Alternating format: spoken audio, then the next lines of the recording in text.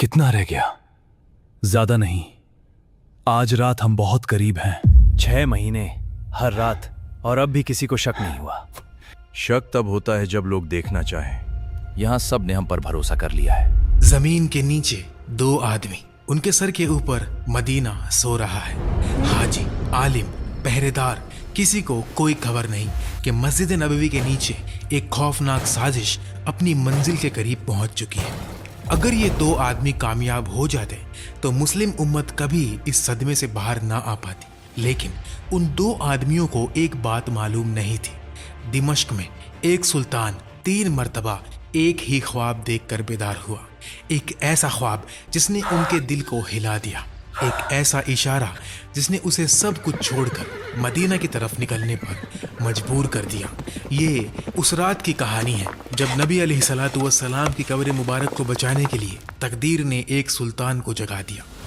अस्सलामु अलैकुम, ये उस खुफिया मिशन की कहानी है जिसने नबी अलैहिस्सलातु वस्सलाम की कब्र मुबारक को बचाया। शुरू करने से पहले कमेंट्स में हमें ज़रूर बताएं कि आप इस वक्त ये वीडियो किस शहर या मुल्क से देख रहे हैं। तो ये 2 आदमी कौन थे? ये 1164 ईस्वी का वक्त था। मदीना मुनव्वरा, नबी अलैहिस्सलातु वस्सलाम का शहर, एक ऐसा शहर जहाँ की हवा में भी मुकद्दस एहसास था। 500 सालों से मुसलमानों ने इस शहर की हिफाजत अपनी जान से ज्यादा की थी। गवर्नर मस्जिद के बिल्कुल साथ रहते थे। पहरेदार दिन रात गश्त करते। हर हाजी, हर मुसाफिर, हर अजनबी पर नजर रखी जाती। ये सिर्फ एक शहर नहीं था, ये पूरी मुस्लिम उम्मत का धड़कता हुआ दिल था। आजकल अजनबी बहुत ज्यादा आ रहे हैं। हज का मौसम है, हर तरफ से लोग आ रहे हैं, लेकिन यहां हर चेहरा याद रखना पड़ता है। अल्लाह हिफाजत फरमाए। जिस अमानत की निगरानी हम कर रहे हैं उसका बोझ आम नहीं। लेकिन क्या हो अगर खतरा बाहर से ना आए? क्या हो अगर खतरा उन्हीं चेहरों के पीछे छुपा हो जिन पर शहर भरोसा कर चुका हो?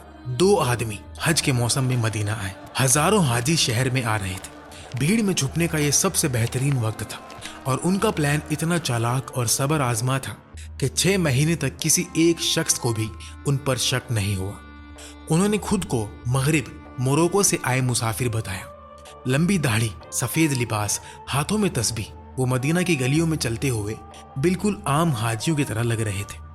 उन्होंने सबसे पहला काम एक घर किराए पर लेने का किया, और कोई आम घर नहीं बल्कि मस्जिद नबवी के सबसे करीब तरीन घर, नबी अलैहिस्सलातु वस्सलाम के रोज़ा मुबारक के बिल्कुल साथ। फिर उन्होंने अपना लंबा खेल शुरू किया। उन्होंने सिर्फ इबादत नहीं की, वो मस्जिद आने वाले पहले और जाने वाले आखिरी लोग बन गए। उन्होंने अपनी खामोशी और सदका व खैरात से शहर का भरोसा जीत लिया। बाकी पैसे रख लो भाई, ये यतीमों के लिए है। हम तो बस मुसाफिर हैं, हमें ज्यादा की जरूरत नहीं। जरा देखो इन्हें, 6 महीने हो गए और मैंने कभी इन्हें गर्मी या रोटी की कीमत की शिकायत करते नहीं सुना। वो शहर के सबसे ज्यादा नजर आने वाले नेक लोग बनकर दरअसल सबकी नजरों से ओझल हो गए। अगर कोई इन पर इल्जाम भी लगाता तो पूरा शहर उनका दिफा में खड़ा हो जाता।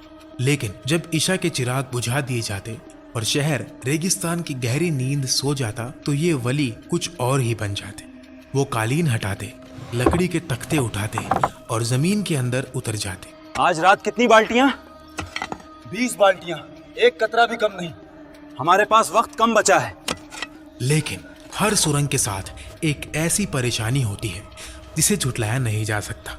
मिट्टी। आप मिट्टी को गायब नहीं कर सकते। ऐसे शहर में जहां हर कोई एक दूसरे पर नजर रखता हो, वहां इतनी मिट्टी कहां छुपाई जाए?